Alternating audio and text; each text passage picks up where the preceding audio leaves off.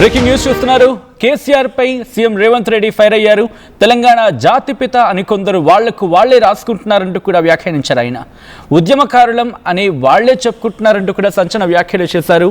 తెలంగాణ ముఖ్యమంత్రి రేవంత్ రెడ్డి పోలీసులు నోటీసులు ఇస్తే జాతిపితకు నోటీసులు ఇస్తారా అంటున్నారు. జాతిపిత గాంధీజీ పదవులు త్యాగం చేసి ప్రాణాలు వదిలారంటూ కూడా చెప్పుకొచ్చారు రేవంత్ రెడ్డి. మరి ఇప్పుడు జాతిపిత ఏం చేశారు? కోదండరాం ఉద్యమకారుడు కాదా? తలుపులు బద్దలు కొట్టి కోదండరాంను అరెస్టు చేసింది మీ పాలనలో కాదా? అప్పుడు ఉద్యమకారులు గుర్తుకు రాలేదా? పోలీసులు మిమ్మల్ని అలా తలుపులు బద్దలు కొట్టి తీసుకురాలేదు కదా. నోటీసులు ఇచ్చి విచారణకు పిలిచారు. పదవులు, వేల కోట్ల ఆస్తులు సంపాదించుకున్న మీరు ఉద్యమకారులు ఎలా అవుతారు? ప్రజలు మిమ్మల్ని తిరస్కరించినప్పుడు అర్థం చేసుకోవాలి. మనమేం దైవాంశ సంభూతులం కాదు.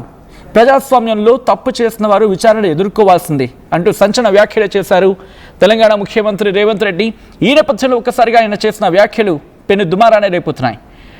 మాజీ ముఖ్యమంత్రి, అలాగే తెలంగాణకు సంబంధించి కీలకమైన రాజకీయ నాయకుడిగా ఉన్నారని చెప్పుకోవాలి బీఆర్ఎస్ అధినేత కేసీఆర్. కేసీఆర్ పై ముఖ్యమంత్రి రేవంత్ రెడ్డి సంచలన వ్యాఖ్యలు చేశారు.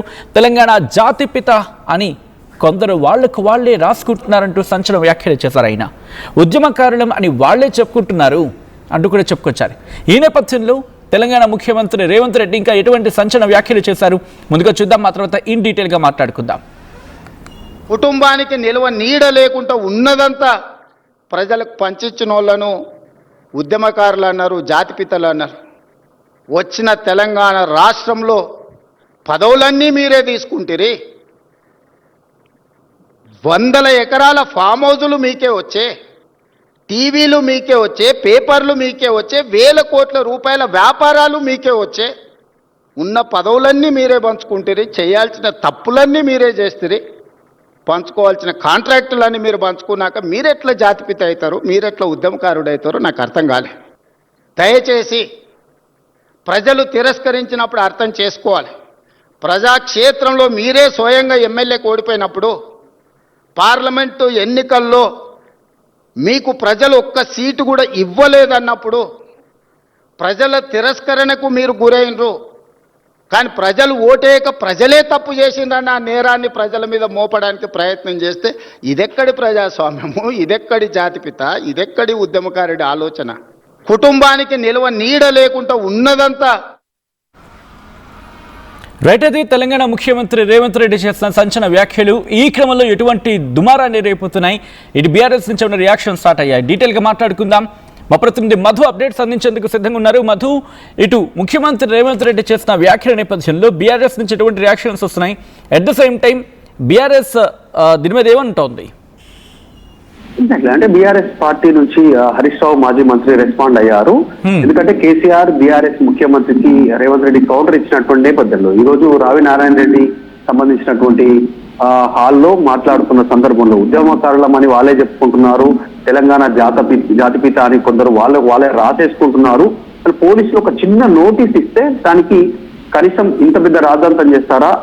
మరి ఆ రోజు గాంధీజీ పదవులను త్యాగం చేశారు, ఆ రోజు తూటాలకు ప్రాణాలు వెళ్ళినటువంటి సిచ్యువేషన్. అట్లాంటి పరిస్థితుల్లో మరి ఆయన జాతిపిత ఈ రోజు జరుగుతున్నటువంటి సిచ్యువేషన్ లో ప్రొజెక్షన్ అవుతున్నటువంటి కేసీఆర్ జాతిపిత అనేటువంటి విధంగా మాట్లాడారు.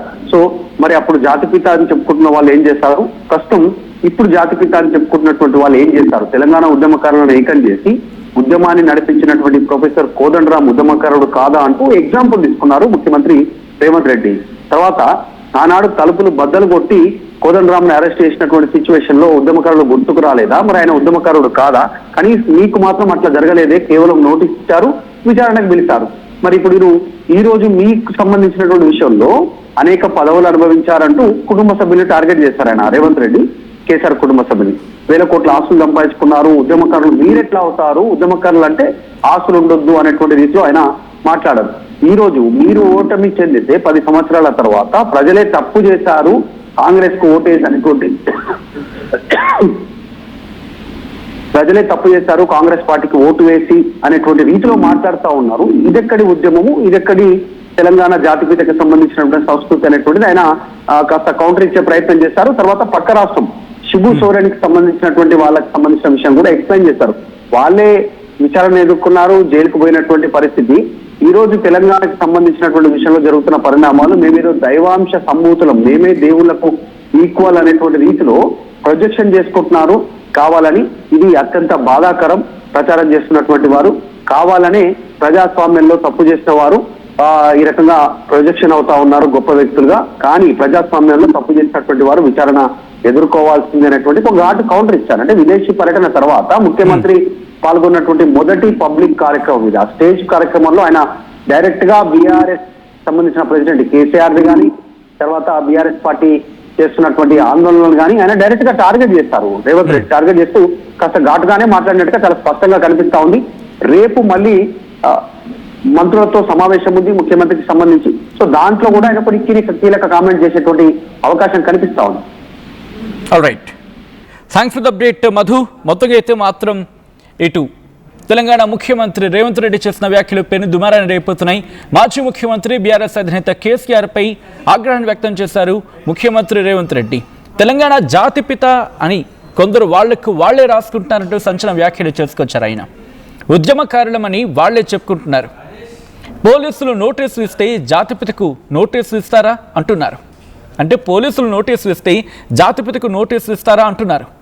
జాతిపిత గాంధీజీ పదవులు త్యాగం చేసి ప్రాణాలు వదిలారు. మరి ఇప్పుడు జాతిపిత ఏం చేశారు? కోదండరాం ఉద్యమకారుడు కాదా? తలుపులు బద్దలు కొట్టి కోదండరాంను అరెస్ట్ చేసింది మీ పాలనలో కాదా? అప్పుడు ఉద్యమకారుడు గుర్తుకు రాలేదా అంటూ ప్రశ్నను సంధించారు ముఖ్యమంత్రి రేవంత్ రెడ్డి. పోలీసులు మిమ్మల్ని అలా తలుపులు బద్దలు కొట్టి తీసుకురాలేదు కదా, నోటీసులు ఇచ్చి విచారణకు పిలిచారు. పదవులు, వేల కోట్ల ఆస్తులు సంపాదించుకున్న మీరు ఉద్యమకారులు ఎలా అవుతారు? ప్రజలు మిమ్మల్ని తిరస్కరించినప్పుడు అర్థం చేసుకోవాలి. మనమేం దైవాంశ సంభూతులం కాదు. ప్రజాస్వామ్యంలో తప్పు చేసిన వారు విచారణ ఎదుర్కోవాల్సిందే అంటూ కూడా సంచలన వ్యాఖ్యలు చేశారు తెలంగాణ ముఖ్యమంత్రి రేవంత్ రెడ్డి. ఈ క్రమంలో ఎందుకు ఈ కాంటాక్ట్స్ గురించి మాట్లాడుకున్న క్రమంలో ముఖ్యమంత్రి రేవంత్ రెడ్డి ఏమన్నారు ఒకసారి డీటెయిల్గా చూద్దాం. ఎందుకంటే ఈ మధ్యకాలంలో కొంతమంది తెలంగాణ జాతిపితాన్ని వాళ్ళే టైటిల్స్ ఇచ్చేసుకుంటారు. ఉద్యమకారుడు అనే పదాలు వాళ్ళే రాసేసుకుంటారు. చేసిన తప్పులకు పోలీసులు నోటీసులు ఇస్తే తెలంగాణ జాతిపితకు నోటీసు ఇవ్వడం అంటే మొత్తం తెలంగాణ సమాజానికే నోటీసు ఇచ్చినట్టు అంటారు.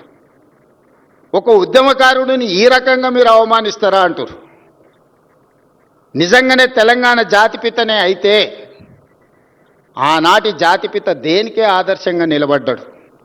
ఏదైనా పదవి తీసుకున్నాడా? పోని కుటుంబం కోసం ఏదైనా అడిగిండా?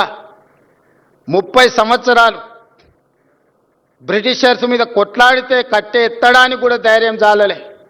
కానీ స్వతంత్రం వచ్చిన మొదటి సంవత్సరంలోనే కొంతమంది దుర్మార్గుల తుపాకీ తూటాలకు నేల కొరిగిన ఆనాటి జాతిపిత. మరి ఈనాడు జాతిపితగా చెప్పుకునే వాళ్ళు, ఉద్యమకారులని చెప్పుకునే వాళ్ళు, రాజకీయ పార్టీలు ఒక పరిస్థితిలో వైఫల్యం చెందినాయి అనుకున్నప్పుడు అన్ని రాజకీయ పార్టీలు కలిసి ఒక పొలిటికల్ జేఏసీ పెట్టుకొని ఆ జేఏసీకి చైర్మన్గా ప్రొఫెసర్ కోదండరాం గారిని పిల్లలకు పాఠాలు చెప్పుకునే పంతులను మనం ముందులో పెట్టుకొని తెలంగాణ రాష్ట్రాన్ని సాధించినాం. వారు ఉద్యమకారుడు కాదా? ఉద్యమాన్ని నడపలేదా? రాజకీయ పార్టీలను అన్నిటిని ఒక తాటి మీదకి తీసుకురాలేదా? కుల సంఘాలను, మత సంఘాలను, చివరికి బిచ్చగాళ్ళ సంఘాన్ని కూడా ఏకం చేయగలిగిన శక్తి, రిక్షా దొక్కుకునే సంఘాలను కూడా ఏకం చేయగలిగిన శక్తి ప్రొఫెసర్ కోదండరాం గారు ఆ రోజు బాధ్యత నిర్వహించలేదా? మరి అలాంటి ఉద్యమకారుడైన కోదండరాం గారి ఇంటి తలుపులు బద్దలు కొట్టించి పోలీసులతో ఈడ్చుకపోయేటంత నేరం కోదండరాం గారు ఏం చేసిండ్రో మీరు అధికారంలో ఉన్నప్పుడు ఉద్యమకారులకు జరిగిన అవమానం మీరు అప్పుడే మర్చిపోయినరా? మీరు చేసిన అవమానం అని నేను వారిని అడుగుతున్నా. నిన్నెవరు తలుపులు బద్దలు కొట్టలేదే, నేనెవరు ఈడ్చుకొని రాలేదే. చేసిన తప్పులకు మీకు నోటీస్ ఇచ్చారు, సార్ మీరు రాండి అని. లేదు నా వయసు కొంచెం ఎక్కువ ఉంది, మీరే వచ్చి తీసుకురండి అంటే, సరే సార్ మీరు అధికారిక నివాసం ఉంది కదా మీరు అక్కడ ఉంటూ వస్తామంటే, లేదు లేదు లేదు నేను ఎక్కడనో ఫామ్ హౌస్లు ఉంటే ఎక్కడ ఉంటే అక్కడ బాత్రూమ్లు ఉంటే బాత్రూంలోకి వచ్చి రాసుకోండి అంటే, ఇదెక్కడి జాతిపిత విధానము? ఇదెక్కడి ఉద్యమకారుల విధానము? రావి నారాయణ రెడ్డి గారి కుటుంబము 500 ఎకరాల భూమిని కోల్పోయినారు. ప్రపంచంలో ఎక్కడైనా స్వేచ్ఛ కోసము, ప్రజల యొక్క హక్కుల కోసం కొట్లాడిన వాళ్ళు, చెగువీరా నుంచి మొదలు పెడితే రావి నారాయణ రెడ్డి వరకు ఎవరినైనా చూడండి, సర్వం కోల్పోయినారు. కుటుంబానికి నిల్వ నీడ లేకుండా ఉన్నదంతా ప్రజలకు పంచిచ్చిన వాళ్ళను ఉద్యమకారులు అన్నారు, జాతిపితలు అన్నారు. వచ్చిన తెలంగాణ రాష్ట్రంలో పదవులన్నీ మీరే తీసుకుంటారు. వందల ఎకరాల ఫామ్ హౌజులు మీకే వచ్చే, టీవీలు మీకే వచ్చే, పేపర్లు మీకే వచ్చే, వేల కోట్ల రూపాయల వ్యాపారాలు మీకే వచ్చే. ఉన్న పదవులన్నీ మీరే పంచుకుంటారు, చేయాల్సిన తప్పులన్నీ మీరే చేస్తారు, పంచుకోవాల్సిన కాంట్రాక్టులన్నీ మీరు పంచుకున్నాక మీరెట్లా జాతిపిత అవుతారు, మీరెట్లా ఉద్యమకారుడు అవుతారో నాకు అర్థం కాలే. దయచేసి ప్రజలు తిరస్కరించినప్పుడు అర్థం చేసుకోవాలి. ప్రజాక్షేత్రంలో మీరే స్వయంగా ఎమ్మెల్యేకి ఓడిపోయినప్పుడు, పార్లమెంటు ఎన్నికల్లో మీకు ప్రజలు ఒక్క సీటు కూడా ఇవ్వలేదన్నప్పుడు ప్రజల తిరస్కరణకు మీరు గురైనరు. కానీ ప్రజలు ఓటేయక ప్రజలే తప్పు చేసిండ్రన్న నేరాన్ని ప్రజల మీద మోపడానికి ప్రయత్నం చేస్తే ఇదెక్కడి ప్రజాస్వామ్యం?